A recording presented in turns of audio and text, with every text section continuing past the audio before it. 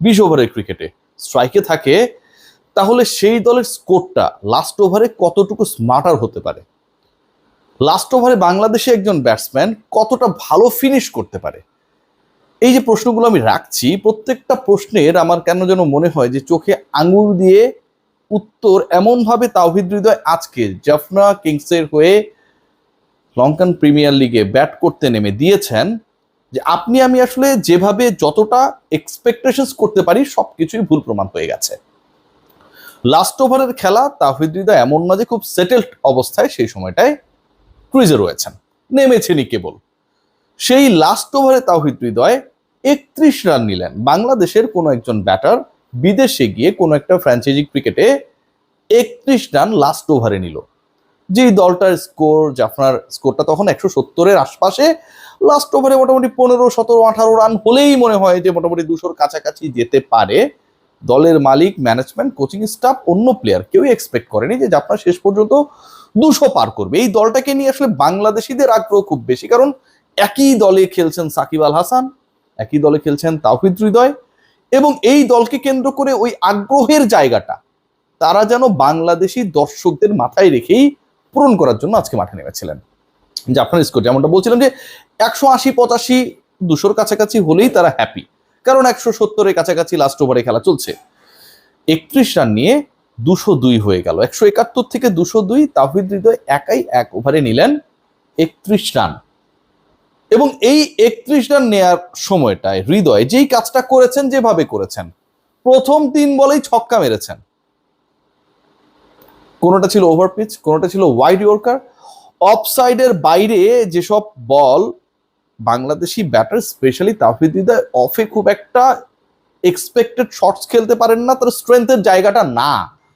এইরকম বিভিন্ন লজিক যখন তার ব্যাটিং ক্যাপাবিলিটির আশপাশে ঘুরছিল, তার দক্ষতা, তার স্কিলকে প্রশ্নবিদ্ধ করছিল, ঠিক তখন যেন সবার প্রশ্নের উত্তর দেওয়ার জন্য হৃদয় বেছে নিলেন আজকের এই ম্যাচ। 31 রান তোলার সেই ম্যাচে লাস্ট ওভারে মারলেন 4টা ছক্কা, 1টা 4, 1টা 2। আর মাঝখানে যে ঘটনাটা ঘটেছিল সেটা খুব ইন্টারেস্টিং। বোলার যেন হৃদয়ের ওই টেম্পো নষ্ট করার জন্য একটা ওয়াইডও দিলেন। 4 ছক্কা 28, 1 4, 4 ছক্কা 24, 1 4 28, একটা 2 30 and wide 31 runs Towhid Hridoy সেই ওভার থেকে নিলেন।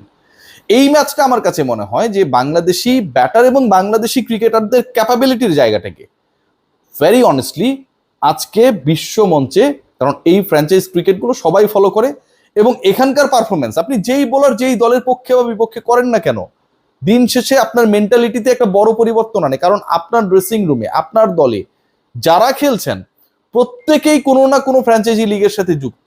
It's not your own dressing room in the Mirpur Shere Bangla stadium. So ওইখানটা আমার কাছে মনে হয় it played a big role. হৃদয়ের ইনিংসটাকে একটু ব্যাখ্যা করার ক্ষেত্রে, 8টা বলের যে ইনিংস, সেই 8 বলে যে 31 রান করলেন, যেখানটায় 4টা ছক্কা 1টা 4, স্ট্রাইক রেট কত ছিল? 387.5। আজকের এই ম্যাচে হৃদয় 387 স্ট্রাইক রেটে যখন ব্যাট করলেন, সেটাই তার দলের হয়ে সর্বোচ্চ স্ট্রাইক রেট।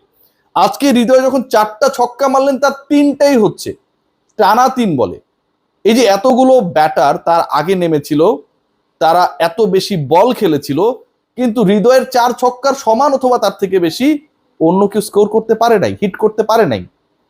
আজকের এই ম্যাচে তাওহিদ হৃদয় যখন ব্যাটিং এ নেমেছিলেন, তখন তার ব্যাটিং অর্ডার নাম্বার 6। ওই যে 6 আর 7-এর সমাধান আমরা খুঁজি না, হৃদয় যেন সেটারও একটা সমাধান দিলেন। নাম্বার 6-এ নেমে 8 বলে 31, 387.5 স্ট্রাইক রেট, 4টা ছক্কা 1টা 4 বেড়ে প্রত্যেকটা প্রশ্নের উত্তর দিয়েছেন।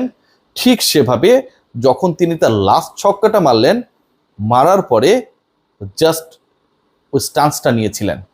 কতটা কনফিডেন্ট হলে এভাবে তুলোধুনো করা সম্ভব, কিভাবে প্রতিপক্ষের ব্যাটারদের দেখিয়ে দেওয়া সম্ভব that I am Bangladeshi made, এবং এটা আসলে ফ্লুক না। লাস্ট ম্যাচে হৃদয় করেছিলেন 20-21 বলে 35, ওই সময় তার ওই রানটা দলের পুঁজিকে স্মার্টার করতে রোল প্লে করেছিল।